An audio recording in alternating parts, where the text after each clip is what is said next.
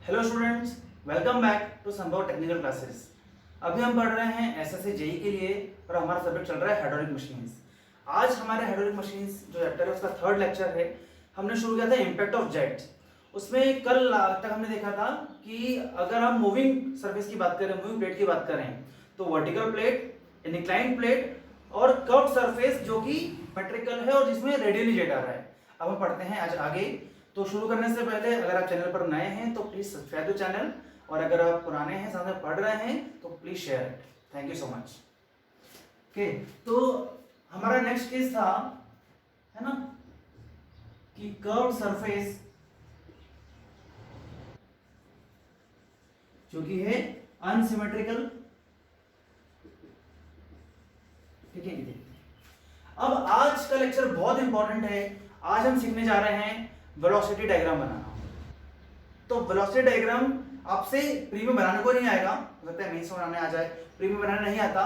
पर आपको अगर ये समझ में नहीं आएगा ना कि वेलोसिटी डायग्राम में VW1 क्या है, V1 क्या है, U1 क्या है, VF1 क्या है ना, तो अल्फा क्या है, बीटा क्या है, तो आने वाले जो फॉर्मूलाज में बताऊंगा आपको, वो आपको रटना पड़ जाएंगे। तो ये समझ लो, देखो फॉर्मूला करने में बहुत आसानी होगी, आप समझ पाएंगे कि टर्म्स हैं क्या। हम बनाते हैं एक कर्व्ड सरफेस अनसिमेट्रिकल। ठीक है,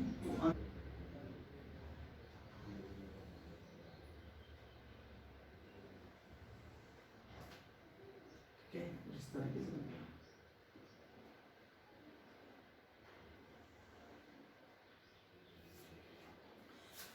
तो इस ब्लेड पर जो जेट जा रहा है वो जा रहा है टेंजेंशियली। ठीक है, तो मैं थोड़ा ऐसे बनाया था कि ये पाइप है, ये नोजल है, ठीक है, ये जेट जा रहा है। अब ध्यान से कि जो जेट जा रहा है ना, ये जा रहा है v1 वेलोसिटी से। मतलब जो जेट की वेलोसिटी है वो v1 है, जो ब्लेड मूव कर रहा है वो u वेलोसिटी से मूव कर रहा है। ठीक है, तो जब ब्लेड और जेट की वेलोसिटी का मैं रिलेटिव वेलोसिटी निकालूंगा, तो ये रिलेटिव वेलोसिटी आएगी VR1 है ना। ये जो वेलोसिटी है इसका जब मैं वर्टिकल कंपोनेंट देखूंगा, मतलब ये वाला कंपोनेंट, एक ये होगा और एक होगा हॉरिजॉन्टल कंपोनेंट। जो वर्टिकल कंपोनेंट होगा उसमें बोलूंगा VF1 फ्लो वेलोसिटी, और इसमें बोलूंगा VW1 वर्ल्ड वेलोसिटी। ये क्या हो जाएगा, ये बचेगा सर VW1 माइनस U1। ये जो एंगल बनेगा इसे हम बोलते हैं अल्फा, और ये जो एंगल बनेगा उसे हम बोलते हैं थीटा। वापस आ जाता, ध्यान समझना है इसको। थोड़ा बड़ा बनाया तो शायद आपको ना दिखे, शायद। तो देखो कि ये जो जा रहा है फ्लूइड के जेट की वेलोसिटी v1, हमारा ब्लेड मूव कर रहा है इस वेलोसिटी u से इस साइड में, तो मैंने ग्राफिकली बना दिया ये इस तरीके से। इन दोनों का जब मैं रिलेटिव निकालूंगा तो वो रिलेटिव ग्राफिकली हम ऐसे निकालेंगे, तो ये हो जाएगा VR1। जब मैं इसका वर्टिकल कंपोनेंट देखूंगा तो वो ये होगा, इसे हम बोलते हैं, तो पुराना अच्छे से, VF1 फ्लो वेलोसिटी। और जब मैं यहां से इसका देखूंगा हॉरिजॉन्टल कंपोनेंट, हॉरिजॉन्टल, तो वो होगा वर्ल्ड वेलोसिटी। मैं लिखवाता हूं पूरी चीजें कि ये क्या है, ये क्या है, बड़ा समझो ग्राफिकली ध्यान से। तो ये हो जाएगा VW1 माइनस U1। ठीक है, इसको बोलते हैं हम इनलेट वेलोसिटी ट्रायंगल। तो ये हो जाएगा इनलेट वेलोसिटी ट्रायंगल। समझ आ गया आपको? मैं फिर समझाता हूं। V1 वेलोसिटी जेट की, जो जेट जा रहा है, एंटर कर रहा है, इनलेट वाला। U इसकी वेलोसिटी है, ठीक है, रिलेटिव वेलोसिटी है VR1।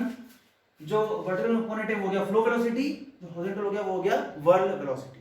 ठीक है, अब हम देखते हैं आउटलेट की बात करते हैं। जब ये फ्लूइड जाएगा यहां से, है ना, तो ये जो निकल रहा है ना जेट, वो निकल रहा है फाइनली VR2 रिलेटिव वेलोसिटी से, है ना, क्योंकि ये अल्टीमेटली इस पे डर किसके जो जा रहा है, जो इंपैक्ट कर रहा है, वो कर रहा है VR1 वेलोसिटी से, कि भाई इस वेलोसिटी से जेट आया, इससे ये मूव कर रहा, तो फाइनली जो इंपैक्ट पड़ रहा है वो पड़ रहा है VR1 वेलोसिटी का। सिमिलरली जब ये जेट की वेलोसिटी और जो ब्लेड की वेलोसिटी का रिलेटिव निकालूंगा, तो फाइनली VR2 वेलोसिटी से मेरा जेट बाहर जा रहा है। ठीक है, जेट की वेलोसिटी है U, तो वो जाएगा U वेलोसिटी से इधर जा रहा है। ठीक है, जब मैं देखूंगा इस तरीके से रिलेटिव वेलोसिटी ये जाएगा ना, तो ये हो जाएगा V2। ठीक है, V2 ये U2 ये VR2। अब सिमिलरली इसी का वही हमने देखा था कि जो V1 का वर्टिकल हॉरिजॉन्टल था, तो इस v1 का वर्टिकल कंपोनेंट देखूंगा, मतलब ये वाला, सॉरी v2 का हो जाएगा यहाँ पे, तो ये हो जाएगा vf2, और इसी v2 का जब मैं देखूंगा हॉरिजॉन्टल कंपोनेंट तो ये हो जाएगा vw2, और ये पूरा क्या हो जाएगा vw2 प्लस u2 है ना। ये u2 लिखूं चाहे u1 लिखूं, बात एक ही होती है, क्योंकि हम मानते हैं स्मूथ सरफेस, तो u1 equal to u2 equal to u है ना। आप ये लिख दो अलग अलग, पर बात एक ही चीज है। ये ना लिखा तो मैं बड़ा बनाता हूं, एक बार आउटलेट लिख देता हूं, आउटलेट वेलोसिटी। ये जनरली हमें पढ़ने में तब लगता है कि यार क्या ट्रायंगल कैसा क्या, बहुत सिंपल है, मैं समझाऊंगा ध्यान से देखो, एक बार समझा चुका हूं कि सिंपल जो जेट निकल रहा है हमारा, वो रिलेटिव वेलोसिटी क्या है उसकी vr2, हमारा जो प्लेट है वो इधर मूव कर रहा है u वेलोसिटी से, तो जो मेन वेलोसिटी है वो हो जाएगी इसकी, जो एक्चुअल वेलोसिटी वो v2 हो जाएगी। इस v2 को हम बोलते हैं एब्सोल्यूट वेलोसिटी, तो इसका जो है वर्टिकल कंपोनेंट हो जाएगा फ्लो वेलोसिटी और हॉरिजॉन्टल कंपोनेंट हो जाएगा वर्ड वेलोसिटी, ये समझना है, ठीक है। तो सिंपल इतना समझना, यही होता है वेलोसिटी ट्रायंगल। अब अगर आपसे फार्मूला में कहीं पर बोलो vw1 vf1 या कुछ और vr1, तो पता होना चाहिए क्या है ना। तो ये कंपोनेंट्स हैं इसके एब्सोल्यूट वेलोसिटी के, आपको पता होना चाहिए। ये इस तरह से डायग्राम में शो किया ना, जिस तरह से यहाँ पर v1 के साथ जो एंगल बना था वो अल्फा था, तो ये जो एंगल बनेगा वो बनेगा बीटा ना, और ये जो था इधर वाला एंगल ये था हमारा थीटा, तो इसको बनेगा फाई। मैं ड्रॉ करता हूँ, अच्छे समझाता हूँ, मतलब लिखवाता हूँ। इस तरह से मैंने सारे एंगल्स मैं ड्रॉ कर दिए। मैं यहाँ ड्रॉ करता हूँ, अगर आपको दिख नहीं रहा हो तो, कि भाई ये हो जाएगा अल्फा, ये हो जाएगा थीटा है ना, ये हो जाएगा हमारा बीटा और ये हो जाएगा हमारा फाई। यूनिवर्सल है, इनको यही बोला जाता है। मैं लिखवाता हूँ, सारी चीज आप नोट कर लीजिए। इसमें एक बात ध्यान दीजिए कि जो vf1 है, इसमें लिख सकता हूँ क्या कि v1 ये cos, तो ये sin हो जाएगा v1 sin अल्फा, या मैं इसमें लिख सकता हूँ कि vr1 sin theta, right. Similarly मैं vw1 को लिख सकता हूँ कि v1 cos अल्फा, और लिख सकता हूँ इसको vw1 को u plus vr1 cos theta है ना, दिस प्लस ये vr1 cos थीटा। तो ये तरीके अलग अलग हैं, एग्जाम में ऐसे भी पूछ सकते हैं, आप सबको पता होना चाहिए। सिमिलरली बात करूं आउटलेट की है ना, तो मैं इसको थोड़ा रब करता हूं। तो यह कि सर vf2 जो है vf2 हो जाएगा हमारा vr2, ये cos फाई, तो ये हो जाएगा sin फाई है ना। और बोल सकता हूं कि ये हो जाएगा v2 sin बीटा है ना, ये cos बीटा तो ये हो जाएगा sin बीटा। सिमिलरली vw2 हो सकता है कि v2 cos beta, v2 cos beta, ठीक है। या मैं बोल सकता हूं इसको कि ये हो जाएगा vr2 cos phi minus u। तो ये तरीके लग रहे हैं पूछने के, चारों टर्म मैंने निकाली, ज्योमेट्री से है ना। तो आपको पता होना चाहिए ट्रायंगल में कौन से टर्म क्या है, उनको दिखाता हूँ सारी चीजें, और डायग्राम में किस तरह शो होती है कि जो निकला है वो रिलेटिव वेलोसिटी निकला है, जो एब्सोल्यूट वेलोसिटी है v2 थी, ब्लेड का वेलोसिटी u, जो एब्सोल्यूट का कंपोनेंट है vertical flow, horizontal word velocity. आप नोट कर लीजिए, मैं लिखा हूं सारी चीजें। तो अब हम देखते हैं कि जो टर्म्स हैं इन्हें क्या बोला जाता है, ठीक है। आई होप नोट कर लिया होगा आपने अच्छे से, ठीक है। मैं नोट करता हूँ चीजों को।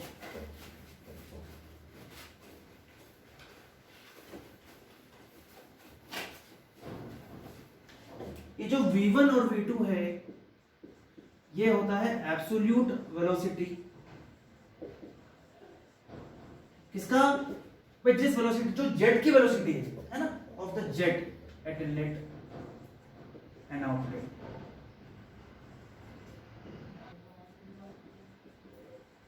नेक्स्ट है हमारा vf1 vf2, तो ये हो जाएगा हमारा सिंपल बोलते हैं flow velocity at inlet and outlet. Next है हमारा vw1 और vw2, इसे हम बोलते हैं वर्ल्ड वेलोसिटी।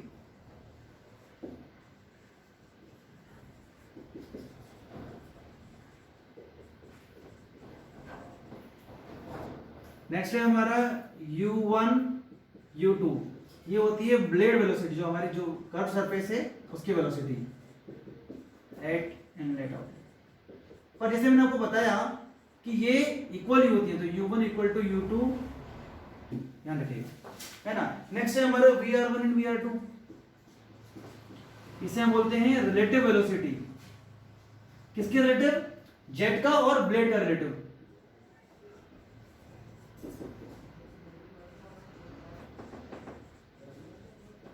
ठीक है, एक दो फाई और थीटा,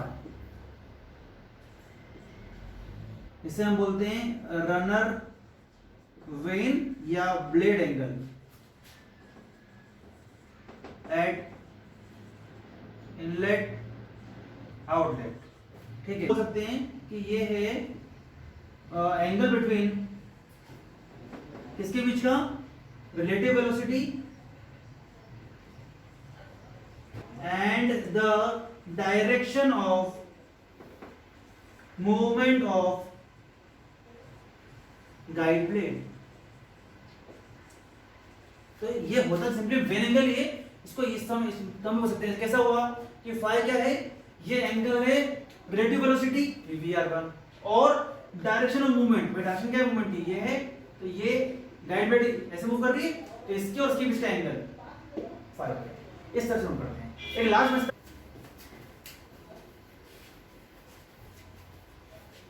ये हमारा लास्ट अल्फा एंड बीटा, इसे हम बोलते हैं guide blade angle eight inlet and outlet. और इसी को हम बोलते हैं कि the angle between absolute velocity of jet,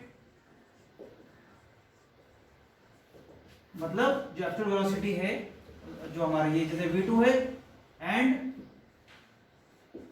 the direction of movement of guide blade. हमारी गाइड ब्लेड ऐसे जा रही है, इसके बीच का और वेलोसिटी बीच का एंगल, यहां पर V2 नहीं ले रहा हूं, इसका मूवमेंट क्या है? इस डायरेक्शन में हो रहा है, तो ये एक्सिस और इसके बीच का एंगल। तो ये हुआ इनलेट आउटलेट पर अल्फा एंड बीटा। तो ये टर्म्स हमको पता होना चाहिए, VF1, VF2, VR1, VR2, U1, U2, VW1, VW2, V1, V2, alpha, beta, phi, theta, ये सभी टर्म्स होती क्या है और ग्राफिकली क्या शो करती हैं, आपको पता होना चाहिए। अब हमारा मेन पर्पस क्या है सब करने का? हम पढ़ रहे हैं इंपैक्ट ऑफ जेट। तो अब इस केस में इंपैक्ट क्या होगा इस जेट का, चाहिए देखते हैं।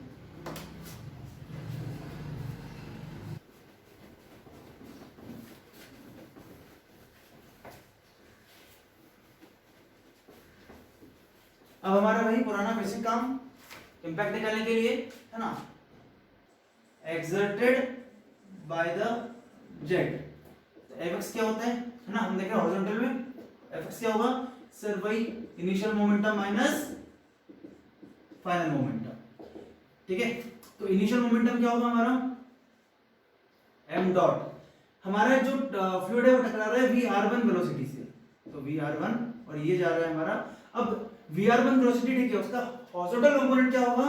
तो अगर हम देखें हमारा वेलोसिटी डायग्राम, तो जो VR1 है उसका cos थीटा कंपोनेंट लेंगे, है ना। आपको याद होगा कि ये V1 था, ये U1 था, ये VR1 था, है ना, ये थीटा, ये अल्फा।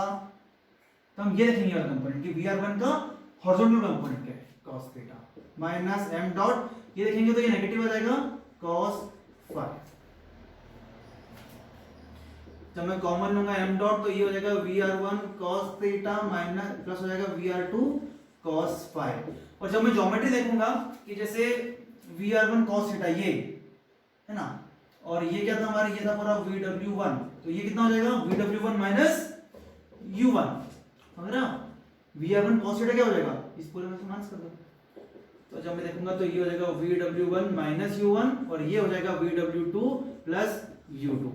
U1 U2 बराबर होते हैं, तो फॉर्मूला बचेगा ये हो गया हमारा नेट फोर्स। ये हमारा मेन फॉर्मूला है। This is the impact of jet on a curved surface which is unsymmetrical and the fluid and the jet strikes tangentially on the runner. ठीक है, तो ये हमारा नेट फोर्स हुआ। ठीक है, अब क्या होता है कि ब्लेड के ओरिएंटेशन के हिसाब से, ब्लेड के पोजीशन के हिसाब से there can be three cases. पढ़ते हैं, है ना, नोट कर लीजिए आप।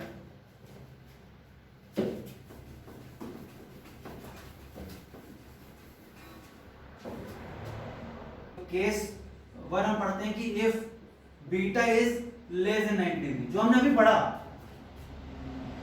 कि भाई ये था हमारा V2, ये हमारा U2 ना, ये VR2 था, ये V2, ये हमारा VW2 और ये था हमारा VF2। ठीक है, तो इसमें जो हमारा ये एंगल क्या है, ये एंगल हमारा बीटा है, ये एंगल हमारा phi, beta less than 90 degree है। हमने अभी भी निकाला कि fx क्या होगा, m dot VW1 plus VW2। आपसे बोल दिया जाए केस 2 बना के कि if beta is equal to 90 degree, तो मतलब समझिए, इसका मतलब ये होता है कि 90 डिग्री एंगल, ये एंगल जो है ना, ये पूरा 90 है, मतलब ये कर्व पूरी ऐसी हो जाती है एकदम स्ट्रेट, मतलब ये वाला पार्ट 0 हो जाता है।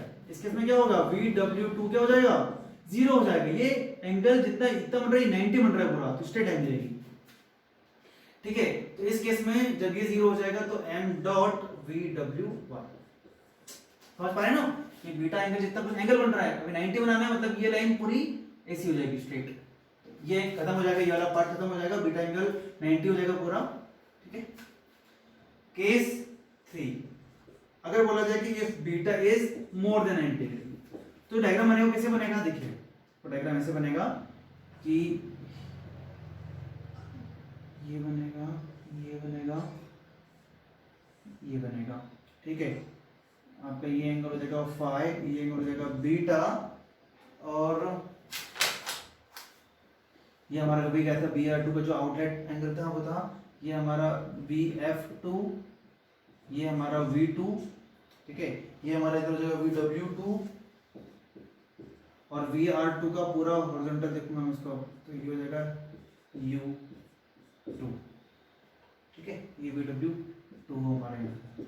ठीक है, इस केस में क्या होगा, जब हमने किया था, हमने सॉल्व किया था, तो हमने देखा था कि एक टर्म आई थी VR2 cos phi, मतलब VR2 phi इतनी टर्म, तो ये हो जाएगा U2 माइनस VW2। जब माइनस VW2 करूंगा तो जब हम पुराने वापस सॉल्व करेंगे तो ये VW2 माइनस में आ जाएगा, तो ये हो जाएगा कि fx equal to m dot VW1 minus VW2, ये फॉर्मूला बनता है। जब मैं तीनों को देख रहा हूं तो मैं निकाल रहा हूं फाइनली कि जो नेट फोर्स का फॉर्मूला क्या होगा, तो सर वो होगा m1 m dot VW1 plus minus 2। ये पूरा डिपेंड कर रहा है फोर्स किस पर, डिपेंड कर रहा है बीटा एंगल पर, तो बीटा का ओरिएंटेशन जैसा होगा उस हिसाब से फॉर्मूला बदल जाएगा। मैंने आपको बताया था कि m डॉट क्या होता है, मास फ्लो रेट। मैंने आपको बताया था कि जब हमने फर्स्ट केस पढ़ा था, कौन सा वाला, स्टेशनरी वाला, तो मैंने कहा था कि m डॉट होता है रो a v1, सही था। जब फिर मैंने पढ़ा है मूविंग वाला, तो मैंने आपको बताया कि m डॉट होगा रो a v माइनस u, आपको याद होगा, क्यों, क्योंकि ये रिलेटिव वेलोसिटी थी। अब यहां पर रिलेटिव वेलोसिटी कितनी है, तो यहां पर रिलेटिव वेलोसिटी vr1, तो मैं इसको ऐसा भी लिख सकता हूं ना, ये रो a vr1 vw1 plus minus vw, तो इस तरीके से हो सकता है। ठीक है, तो ये हुआ सबसे इंपॉर्टेंट केस, यही था हमारा, जिसमें अनसिमेट्रिकल प्लेट पर टेंजेंशियली अगर हमारा फ्लूइड का जेट स्ट्राइक कर रहा है, तो उस केस में वेलोसिटी ट्रायंगल में देखा, इनलेट क्या है, आउटलेट क्या है, क्या इंपैक्ट पड़ेगा। अब हम देखेंगे कुछ टर्म्स के, पावर क्या है, एफिशिएंसी क्या है, वर्क डन पर सेकंड कितना है। ठीक है, अब नोट कर लीजिए आगे बढ़ते हैं।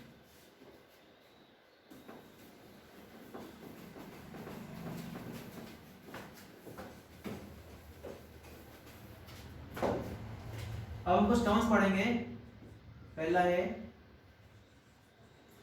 वर्क डन पर सेकंड, है ना, इसी को हम बोलते हैं रेट ऑफ वर्क डन, और इसी को हम बोलते हैं पावर।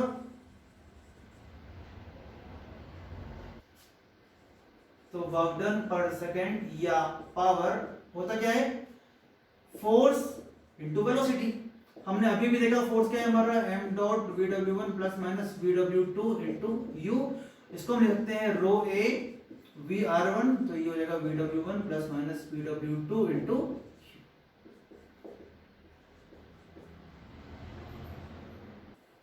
ठीक है, ये हो गया हमारा। अगर आपसे पूछ लिया जाए कि ये वर्क डन पर सेकंड तो ठीक है, बताओ वर्क डन पर सेकंड पर unit weight of the fluid striking the runner, मतलब कि जो वर्क डन मिल रहा है पर सेकंड में पर यूनिट वेट के हिसाब से कितना मिल रहा है, देखते हैं। अगर आपसे पूछ लिया जाए कि बताओ वर्क डन पर सेकंड पर यूनिट किसका, weight of the fluid striking the runner, मतलब रनर को स्ट्राइक कर रहा है जो, पर यूनिट वेट के हिसाब से कितना वर्क मिल रहा है, तो ये क्या हो जाएगा, तो वर्क डन पर सेकंड निकालना है पर unit weight of fluid striking, ठीक है। तो वेट क्या होता है sir, M dot M G, और वेट मूव कर रहा है, स्ट्राइक कर रहा है ना, जो फ्लूइड है वो मूवमेंट में है, तो एम डॉट जी हो जाएगा। हमें पता है कि रो ए, या इसको शॉर्ट में ऊपर वाला M dot VW1 plus minus VW2 into u divide by G, cut जाएगा, तो ये बचेगा u बाय जी, तो ये बचेगा u बाय जी VW1 प्लस माइनस VW2, ये हो गया power upon weight of fluid striking. तो आपसे चीज कुछ भी पूछ सकते हैं, जनरली ये आता है, ये भी पूछ सकता है आपसे, कितनी देर लगती है। अब नेक्स्ट हम पढ़ते हैं, हम नोट कर लीजिए। नेक्स्ट है हमारा इनपुट पावर, जो पावर दे रहा है हमें एनर्जी, वो इनपुट पावर कितनी है पर यूनिट टाइम ना, energy per unit time, input power इस्तेमाल करते हैं।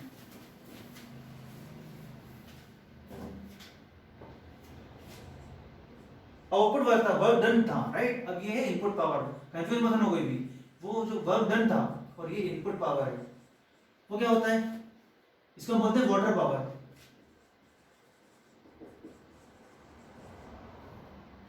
तो इनपुट पावर या वाटर पावर ये होता है, कितना काइनेटिक एनर्जी था, इसको लिखते हैं half rho A V Q, आपको पढ़ा चुका हूं मैं, कैसे आया कन्वर्ट करवा चुका हूं एक बार, ठीक है।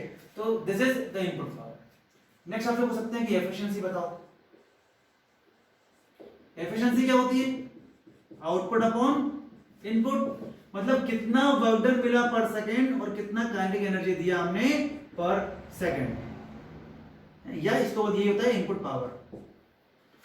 तो ये हमें पता था फॉर्मूला कि sir m dot VW1 plus minus VW2 into you, और ये कितना आ रहा है, हाफ m डॉट V1 का स्क्वायर, कट जाएगा। तो एफिशिएंसी का फॉर्मूला बचता है 2 VW1 plus minus VW2 into u divide bye V1 का स्क्वायर, ठीक है। तो this is the efficiency of the system. कौन सा वाला जो हम पढ़ रहे हैं, एक अनसिमेट्रिकल प्लेट पर अगर टेंजेंशियल स्ट्राइक कर रहा है रनर जेट, तो इस तरह की एफिशिएंसी होगा, एफिशिएंसी हमें मिलेगी, ठीक है। अब हमारा ऑलमोस्ट खत्म हो गया है। अब हमें दो केस पढ़ना है, उनके दो डेरिवेशंस हैं जो मैं नहीं करवाऊंगा अभी, जब हम पढ़ेंगे डिस्क्रिप्टिव के लिए, मेंस के लिए, तब मैं आपको पूरा पूरा पढ़ाऊंगा। अभी उसमें जो काम की पूछी जाती है हम वो पढ़ते हैं पहले, ठीक है। अब नोट कर लीजिए इतना।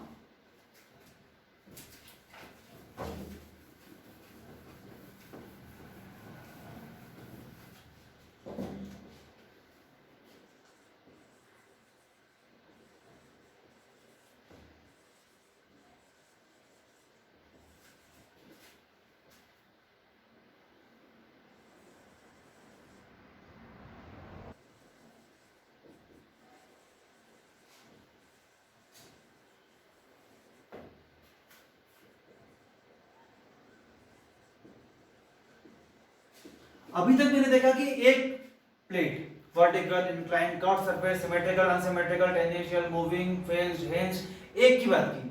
अगर मैं करूं कि बहुत सारी फ्लैट प्लेट्स कनेक्टेड है रनर से सीरीज में, जैसे टरबाइन में नहीं होती प्लेट्स कनेक्ट होती हैं, अगर फ्लैट प्लेट है तो आपसे पूछा जाता है कि एफिशिएंसी क्या होगा। मैं डेरिवेशन नहीं करवा रहा हूं, तो आप समझा दिए मैंने, आपको सिर्फ दिखा रहा हूं डायरेक्ट आपको, ठीक है। तो एफिशिएंसी आप देखेंगे इसके केस में, या आपको याद ही करना पड़ेगा, अभी डेरिवेशन है इसका पर मैं करवाऊंगा नहीं। v1 minus u into u by v1 का square into, this is the efficiency in this case. और जब मैं करता हूं फॉर मैक्सिमम एफिशिएंसी, तो आपको पता होना चाहिए फॉर मैक्सिमम एफिशिएंसी पूछ सकते हैं आपसे, the blade velocity must be equal to the half of jet velocity, absolute jet velocity. जब मैं वापस पुट करूंगा इसको तो मुझे मिलता है द एफिशिएंसी इज, और the maximum efficiency can be 50%। तो ये तीन टर्म है, डेरिवेशन में करवाने रहा हूं, अभी फिर बोल रहा हूं मैं, रखेंगे डाटा पूरा तो हमें ये मिलता है।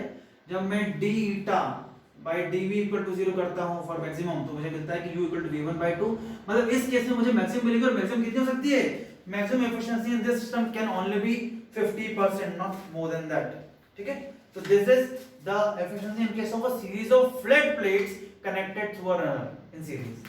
अब हम लास्ट पढ़ते हैं कि ये फ्लैट प्लेट है। अगर मैं बोलूं कि कर्व सरफेस है, जिससे एक्चुअल होती है बकेट वेन्स होती हैं, वो हो तो, है ना, तो series of guide plates radially curved veins. तो अगर ये हुआ तो क्या? रेडियली कर्व्ड वेन के केस में आप जब सॉल्व करेंगे तो आपको एफिशिएंसी मिलती है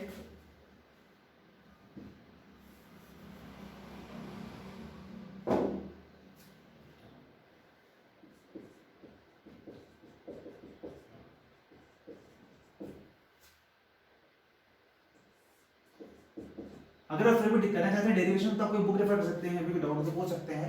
पर अभी आपको अगर आप ऑब्जेक्टिव लेवल की तैयारी कर रहे हैं तो आपको इसका डेरिवेशन करने की जरूरत नहीं है। और क्योंकि अब हम ऑनलाइन पढ़ रहे हैं अभी, तो इतना जरूरत नहीं है कि मेरे को समझाना कि ये होते क्या है। अगर मैं डायरेक्ट लिखवाया था कि ये चीजें होता है तो मुझे याद करने में शायद दिक्कत होती। पर आपको पता है कि V1 क्या होता है, U1 U2 क्या होता है, V1 क्या होता है, you know that. Now you just need to learn this, है ना। जो चीज समझा दी मैंने, जो चीज काफी लेंथी है और काम की नहीं है अभी, तो फिर इसलिए मैं नहीं समझा रहा हूँ, सिर्फ कर रहा हूँ उसको। तो एफिशिएंसी हमारी ये होती है, ठीक है, आपको ये पता होना चाहिए।